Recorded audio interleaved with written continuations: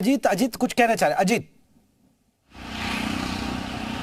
देखिए बिल्कुल सर, मैं अजीत सिंह बोल रहा हूं सर। नमस्कार। एक सवाल मेरा आपसे था कि जो पाकिस्तान, जो बात हमारे सहयोगी जेपी कह रहे थे कि पाकिस्तान आतंकी गतिविधियों को चलाने में यूपी में या इंडिया में नाकामयाब हो रहा था, वो खालिस्तान को भी, जो पंजाब के आसपास के, उनको भी फंडिंग कर रहा कि भाई हम नहीं कर पाएंगे लेकिन आप करो। तो अंदर जो भीतरघात है, कहीं ना कहीं इसमें पाकिस्तान और आईएसआई का भी रोल लगता है। आपको क्या लगता है कि इसमें कहीं ना कहीं इसके पीछे वो भी हो सकते हैं, क्योंकि इसके पहले भी पाकिस्तानी एजेंसी का नाम आया है खालिस्तान को सपोर्ट करने के लिए, वेपन्स और पैसा मुहैया कराने के लिए?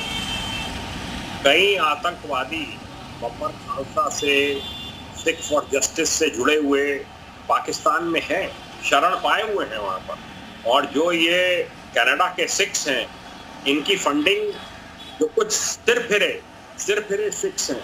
मेरा ये मानना है कि सिख्स जो है एक बहुत जाबाज कौम है और उन्होंने हमेशा देश के लिए अपनी जान की कुर्बानी दी है। ये कुछ सिर फिरे जो हैं, इनकी फंडिंग वहां से हो रही है और ये इस गेम को समझ नहीं पा रहे हैं वेस्टर्न कंट्रीज, स्पेशली कनाडा।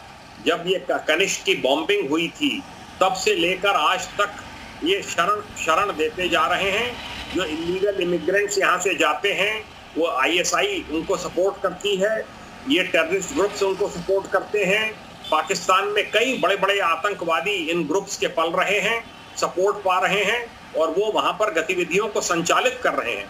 यही प्रयास आईएसआई का इंडिया में है कि K2 जो उनका ऑब्जेक्टिव है, K2 कश्मीर और ये जो आपका पंजाब का पूरा एरिया है खालिस्तान, इसका जो उनका ऑब्जेक्टिव है, इसको जो है इसको नेस्तनाबूद किया जाना, सख्ती से किया जाना बहुत आवश्यक है। जो ड्रग्स भेजे जा रहे हैं यहाँ के, कुछ लोगों को गुमराह करने का प्रयास करके उनको हाइब्रिड टेररिस्ट बनाने की कोशिश है। इस सबको रोकथाम के लिए जो गोल्डी बरार के 1000 ठिकानों के ऊपर छापे पड़े पंजाब में, ये सब इसी की कड़ी है। जी अजीत जिस तरह अभी खालिस्तानी समर्थकों पर तो जिस तरह छापेमारी हो रही है, लेकिन बात कही जा रही है कि लॉरेंस और बम्बिया गिरोह के सहयोगियों पर भी छापेमारी है।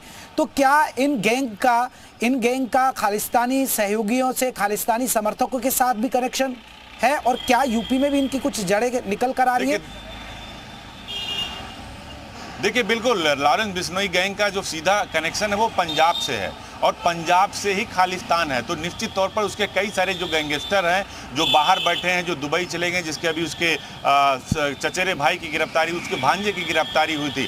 तो लॉरेंस बिश्नोई, जो बिश्नोई गैंग है, उसका इन लोगों से कनेक्शन आपको याद दिला दे, जब लखीमपुर खीरी में तिकुनिया हत्याकांड हुआ था, जिसमें बहुत सारा आरोप लगा जो केंद्रीय गृह राज्य मंत्री हैं टेनी, उनके बेटे के ऊपर, उसमें आपको याद होगा जेपी की भिंडरेवाला का झंडा और इसके साथ ही खालिस्तान का झंडा, उससे संबंधित टी-शर्टें आई थी। इस खबर को हम लोगों ने सबसे पहले चलाया भी था, जी न्यूज़ ने सबसे पहले, जी मीडिया ने चलाया भी था। उसको लेकर काफ़ी विवाद हुआ था।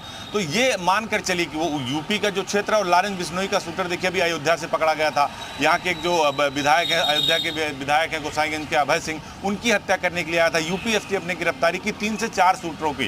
तो इस बात से आप अंदाजा लगाइए कि Lawrence gang, Bishnoi gang Uttar Pradesh में भी एक्टिव है। और विशेष तौर से देखिए, चूंकि वो पंजाब से बिलोंग करते हैं, चंडीगढ़ से बिलोंग करते हैं, उनके शूटर ज़्यादातर पंजाब के हैं, यूपी के हैं। तो लखीमपुर खीरी और पीलीभीत, ये 2 ऐसे जिले हैं जो जैन साहब कह रहे थे कि देखिए वो बरेली में भी एसपी सिटी रहे, वहाँ भी रहे, हरिद्वार में भी रहे, जो एक इंस्पेक्टर और पूरी जीप को उड़ा दिया था उन्होंने। कई सारे इनकाउंटर्स हुए थे उस दौर में जब खालिस्तान की मांग चल रही थी। तो बिश्नोई और जो इनकी दूसरी गैंगस्टर गैंग है, ये सीधे उनसे जुड़े हुए हैं, क्योंकि कहीं ना कहीं एक दूसरे से तार जुड़े होते हैं और कनाडा से सीधे कनेक्शन, इसीलिए एनआईए, बिल्कुल तभी एनआईए का ये एक्शन हो रहा है। और जरूरी भी है कि खालिस्तान की जो आतंकी है उन पर नकेल लगाई जाए। बहुत बहुत शुक्रिया अजीत, आपका भी, रामानुज आपका भी।